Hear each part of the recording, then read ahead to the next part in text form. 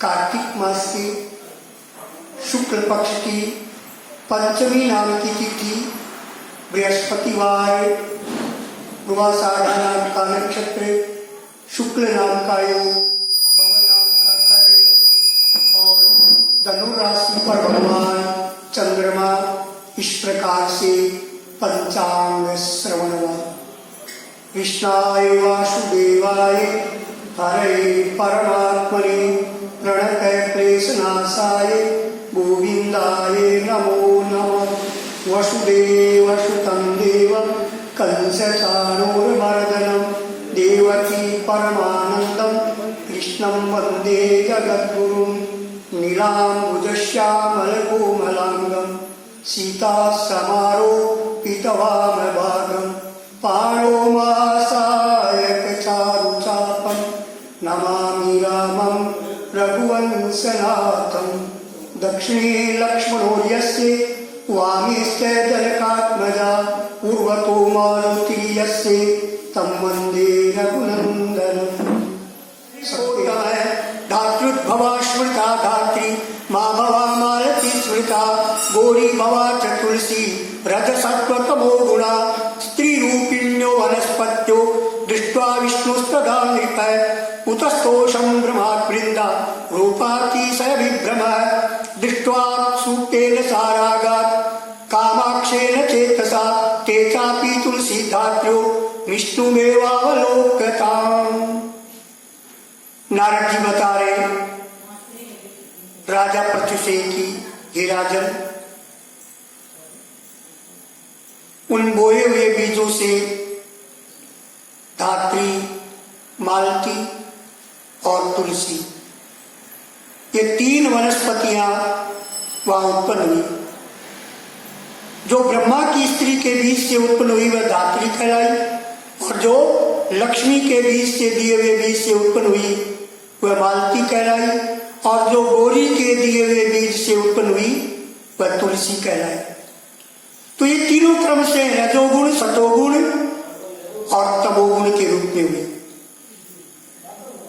तो हे राजन, जब स्त्री के रूप में वनस्पतियों को देखा, देख करके वृंदा के रूप में अतिशय विलास युक्त विष्णु शीघ्र उठ बैठे और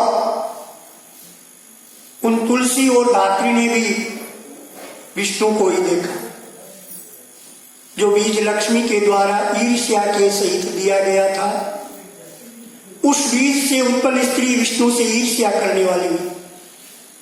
इस कारण अति निंदित वह बड़बड़ी नाम से, यानी बेर झाड़ी कहलाए, वह बड़बड़ी नाम को प्राप्त हुई। और धात्री और तुलसी, उनमें प्रीति करने से उनकी प्रीति बढ़ाने वाली हुई। धात्री, आंवला और तुलसी। तो भूले दुख वाले देवताओं ने नमस्कृत विष्णु प्रसन्न हुए और देवताओं से विष्णु प्रसन्न होकर के उन दोनों के समेत वैकुंठ भवन को गए।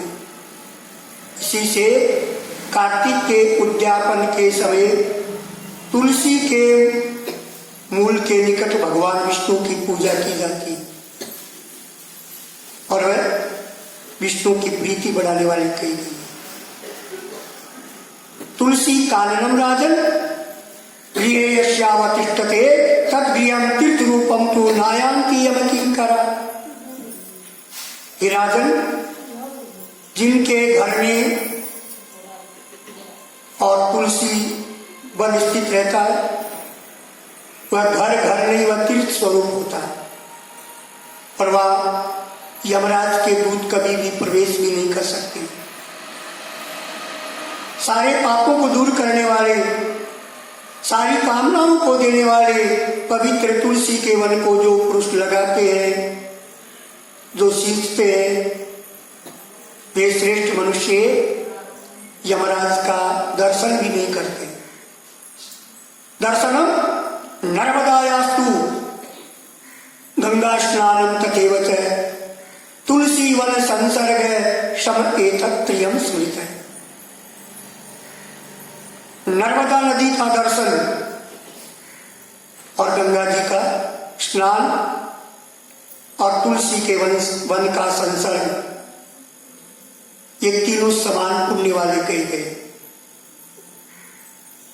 रोपणात् पालनात् एकादर्शनात् स्पर्शनात् नृणात् तुलसी दहते पापम वांग मन काय संचितम। तुलसी लगाने, तुलसी पालने और तुलसी का सिंचन और तुलसी का दर्शन, ये मनुष्यों की वाणी, मन और काया से इकट्ठे किए हुए पापों को तुलसी जला देती है। जो पुरुष तुलसी की मंजरी से विष्णु और शिव का पूजन करते हैं वे गर्भ रूपी घर में नहीं आते, निसंदेह वे मुक्ति को प्राप्त कर लेते हैं।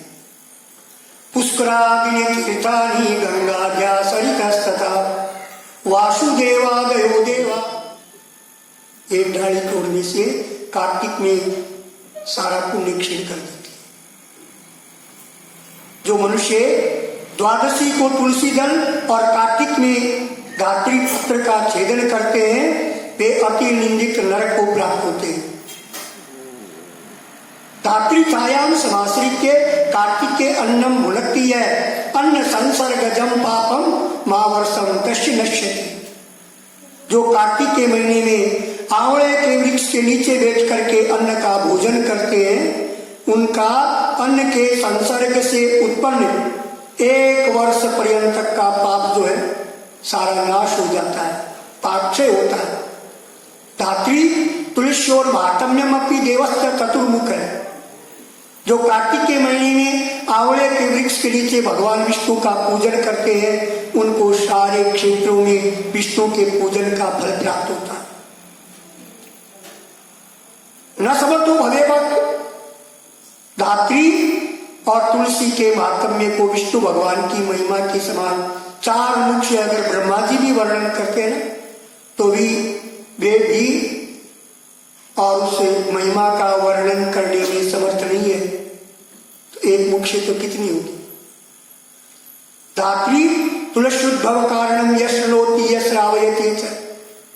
धात्री और तुलसी की उत्पत्ति के कारण को जो मनुष्य भक्ति से सुनते हैं, दूसरों को सुनाते हैं, वह पाप रहित होकर के अपने पूर्वजों के समेत स्वर्ग वर्धन के उत्तम विमानों में बैठ करके और स्वर्ग को जाते हैं।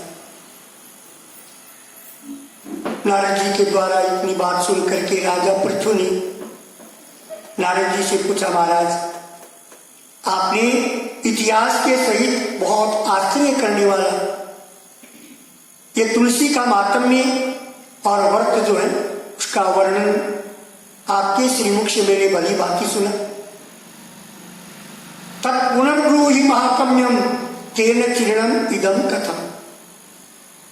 कार्तिक व्रत करने वाले पुरुष का फल आपने कहा, अब मातम्य कहिए, और ये व्रत पहले किसने किया, कैसे किया, ये सारा वर्णन करिए। नारद जी राजा पृथु से कार्तिक के मातम का वर्णन करके सुनाया। सह्याचल पर्वत पर करवीर नाम के नगर में एक धर्मदत्त नाम से प्रसिद्ध ब्राह्मण रहता। सदा वह भगवान विष्णु का व्रत करने वाला, निरंतर भगवान की पूजा में तत्पर और भगवान का द्वादशाक्षर मंत्र जन्म तेरो बातों में बीत गयो रे तूने कबहू न कृष्ण कयो, जन्म तेरो बाता में बीत गयो रे तूने कबहू न राम कयो। यानी भगवान की भक्ति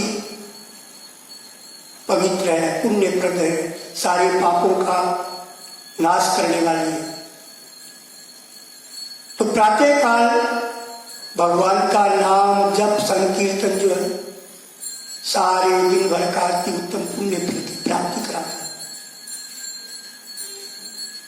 भगवान के द्वादशाक्षर और अष्टाक्षर दो मंत्र है। द्वादशाक्षर मंत्र कौन सा?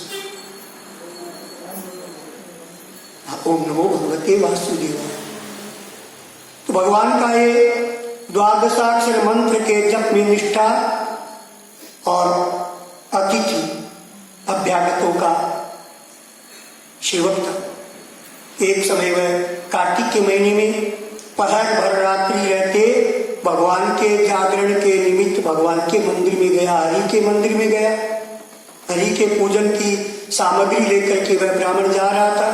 इसी समय बड़ी भारी भयानक रूप वाली टेढ़ी विकराल चलायमान जीव, भीतर को गड़े हुए लाल नेत्र, नंगी धरंगी रूखे मांस और लंबे लंबे केस वाली और एक गड़गड़ाहट युक्त शब्द वाली राक्षसी को देखा।